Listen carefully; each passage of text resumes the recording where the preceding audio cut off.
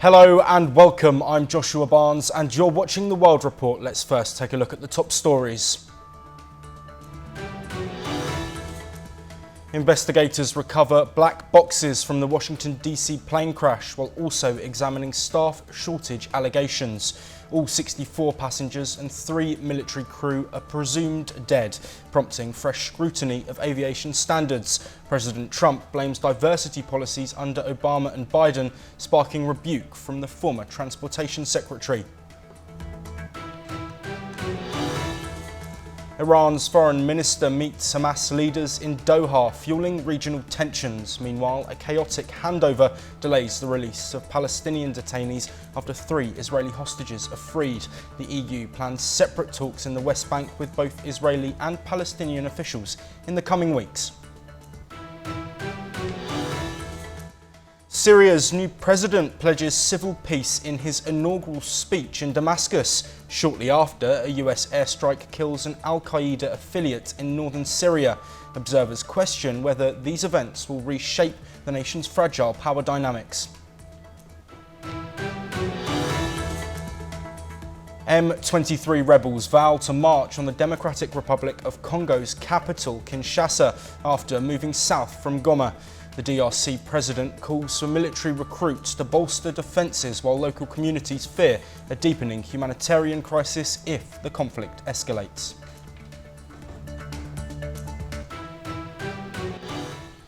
In a big development, Israel has received the names of captives to be freed by Hamas, marking the 4th hostage prisoner swap in the ongoing Gaza ceasefire. Those set to be released are Ofer Calderon, Keith Samuel Seigel and Yardan Bibas. Hamas's armed wing spokesperson Abu Obaida is confirmed the names in a recent post on his Telegram channel. Hamas has also confirmed the deaths of its top military leader Mohammed Deif and several other commanders in recent Israeli strikes. Meanwhile, Iran's foreign minister met Hamas leaders in Qatar to discuss Gaza's reconstruction as a recent hostage prisoner exchange took place between Hamas and Israel. The swap saw Hamas release 8 hostages while Israel freed 110 Palestinian prisoners. In Europe, Israel's foreign minister will meet EU officials in Brussels to discuss the Gaza war. Elsewhere, Israel has also launched airstrikes on Hezbollah targets in Bekaa Valley amid ongoing tensions. Joining us to discuss all of these updates, we have a guest, but also we are joined by our correspondent, Aditya Wadwan. Aditya, I want to go back to the events which happened yesterday and focus really on the chaos that was caused when the hostages were released by Hamas. Can you explain the scenes for us? Well, absolutely, Josh. As the prisoner swapping was being done between both the sides, Israel and were very chaotic, on one hand, because, what has happened is from the Israeli side, they had postponed the release of hostages because, Benjamin Netanyahu was very angered at the state of the condition, in which the Israeli prisoners the Israeli captives were being brought by the Hamas, that is why they had, as per the Israeli PM, Benjamin Netanyahu's spokesperson, he was very angered and the Hamas prisoners were released later in the day. The scenes at the scenes where the hostages were being exchanged were very chaotic. All the security men and the personnel of the Israeli Defense Forces were escorting the Israeli captives that were released by Hamas in a very safety van. They were taken into a safety vehicle and then from there on they were transported to the nearby hospitals where their loved ones of the Israeli families, they were waiting. And on top of it, what has happened that the Mossad, the spy agency of Israel, had tweeted on its social media handle that about one of the Israeli hostages named Agam Berger, a female Israeli soldier, that now we are very happy that Agam is now free from the clutches of those savages, the Hamas savages. So, the scenes were absolutely chaotic. Already, still the Israeli Defense Forces were keeping all their were on vigil so that to avoid any untoward incident couldn't happen, because, we have seen there have been many disagreements between both the sides as far as this exchange of hostages is Yes, concerned. thank you, Sir. Aditya. Apologies to cut in there. We are running shorter on time. Also joining us on this discussion is Ambassador Mark Sofer, who is a former Israeli ambassador to India, joining us live from Israel. Ambassador Sofer, thank you very much for your time. I want to move on to some other updates. The Iranian foreign minister has met with Hamas officials. How important is this, and should people in Israel be fearful of Iranian interaction with Hamas? Well, first of all, I think we need to make a distinction between the Iranian regime and the Iranian people. The people themselves are very forward-looking, they're very erudite, they're very looking to a better future for their country. But we have a medieval regime governing Iran, which is a throwback to the 15th century. And what we are seeing really in the Middle East, and I think apart from the Middle East as well, is that wherever the Iranian regime places its finger, there is instability, there is violence, there is death, and there is murder. That is what Iran's governor or regime is all about. And so when they meet the Hamas, they are really trying to fix their massive defeat by losing the Hezbollah, which has become a weakened and lily-livered organization in Lebanon, by the Hamas, which is basically non-existent as a military force anymore, in Syria, where they have been kicked out summarily. So Iran has lost its complete influence. They are trying to rebuild it by meeting the Hamas, by meeting Hamas leaders, but they really have fallen back onto the primitive medieval Houthi people in Iran and in Yemen, and that's really all they have left. So I don't really place too much on this, but we expect this from the Iranian regime. We expect violence, we expect the exaltation of terror and hate, because that's all we've had from them since Khomeini has come to power in '78. So really this is where we are right now. I don't think it's different from where we were yesterday or where we will be tomorrow as far as the regime is concerned, unless it's thrown onto the dust heap of history. Also joining us is Professor Madhav Nalapat, the editorial director of the Sunday Guardian. Thank you, Professor Nalapat, for joining us. Antonio Gutierrez, the UN chief, has said that up to 2,500 children within Gaza are at a risk of imminent death. What needs to be done, do you think, to make sure those people are evacuated and given the sort of medical support they need? Well, there's no doubt that those children need to be evacuated, and the big question is who's going to accept them? Will Egypt accept them? Will any other country accept them? You can't expect Israel to accept them. So who is going to accept these children? And I'm quite certain that once there is a country that is willing to accept the children, the IDF, which is a very professional force, will agree to the children crossing over. But there has to be a state that is willing to accept these 2,500 children. So that, I think, would be a major sticking point. And of course, as far as the previous discussion was concerned, I fully agree with him that the Iranian people are different from the Iranian regime. And the Iranian regime has this absurd delusion of an elimination of the Jewish state.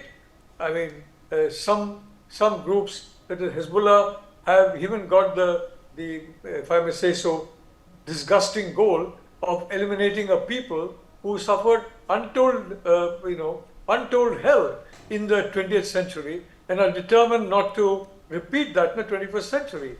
That's precisely why the IDF is going all out to ensure that the military capacity of Hamas is degraded to the point where it cannot rebuild.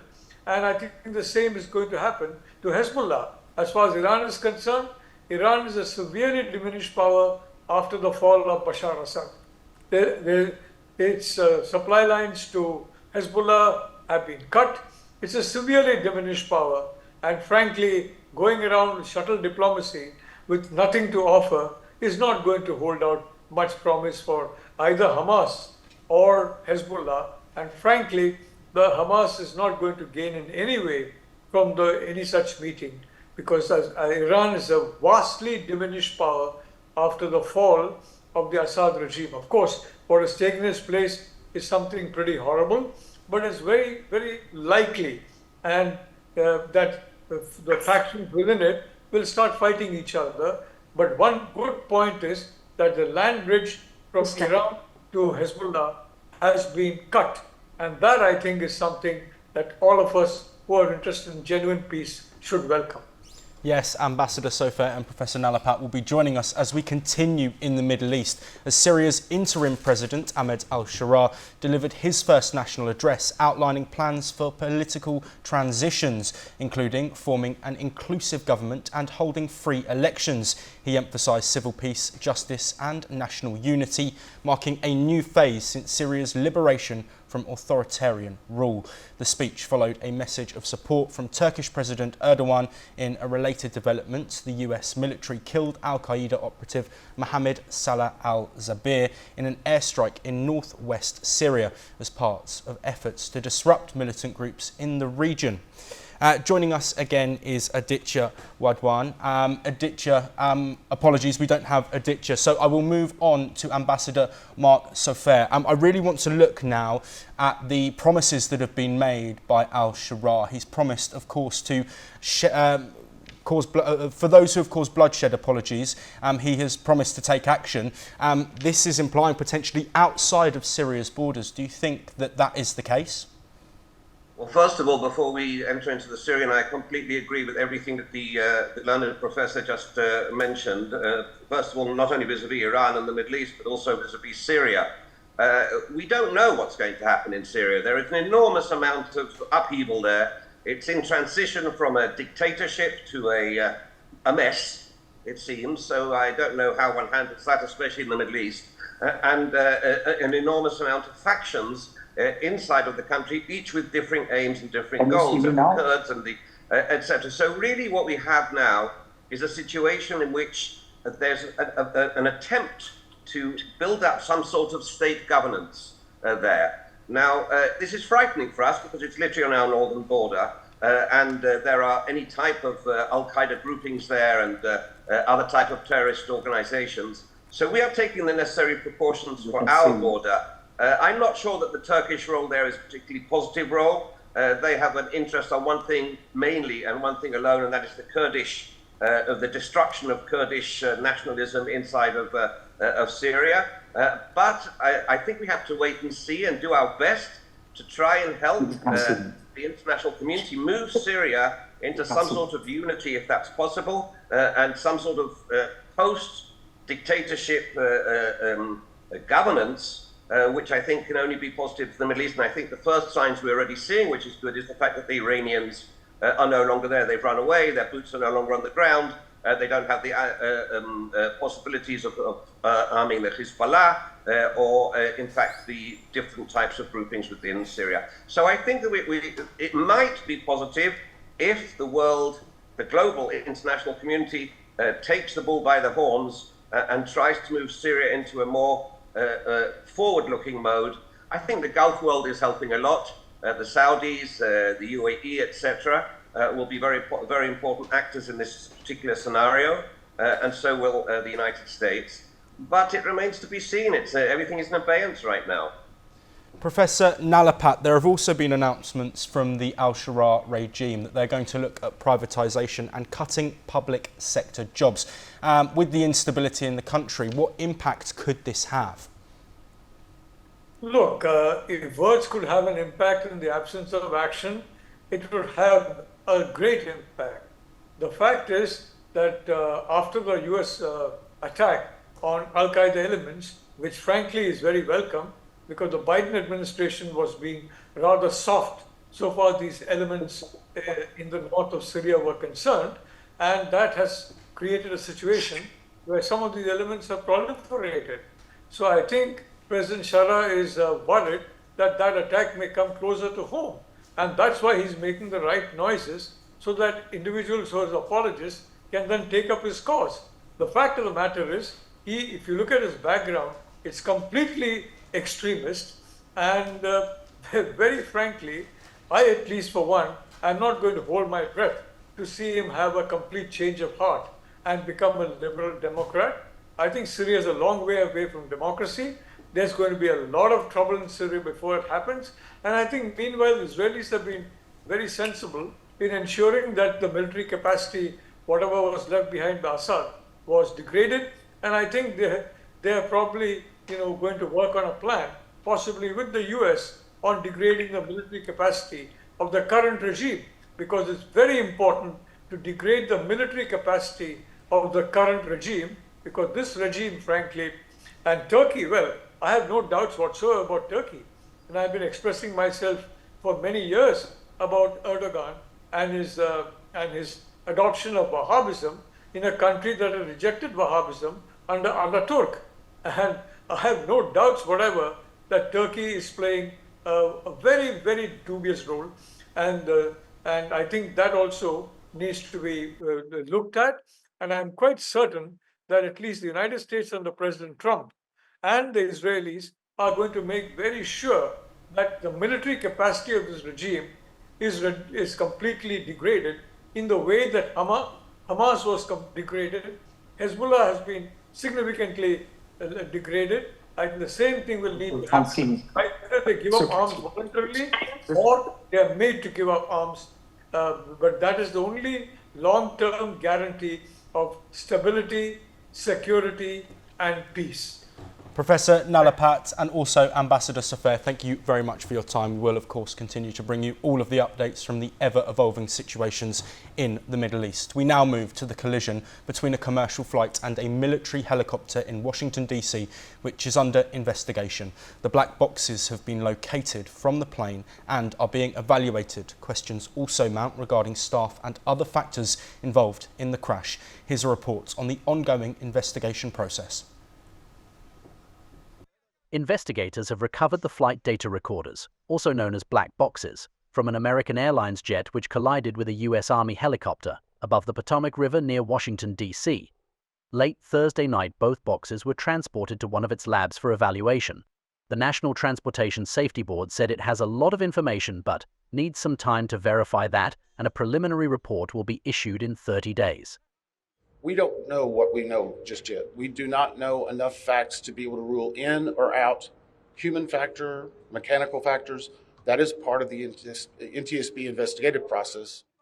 The crash that killed all 67 people aboard the two aircraft has raised questions about staffing and other close calls at the airport where the plane was landing. According to a preliminary Federal Aviation Administration report, air traffic control staffing numbers were noted as not normal. Generally, 2 people manage air traffic control for helicopters and airplanes flying in the area, but only 1 person was doing so at the time of the crash. Recordings of air traffic control conversations suggested that a controller tried to warn the helicopter about the American Airlines plane in the seconds before the collision. NTSB began its first full day of investigation. Divers spent most of the day swimming through the icy waters of the Potomac River, searching for the bodies of victims. The search was suspended due to dangerous conditions. So far, 27 bodies have been recovered from the plane and 1 from the helicopter. Bureau Report, NewsX. That is all we have time for, but we'll be back shortly with more of your latest international news.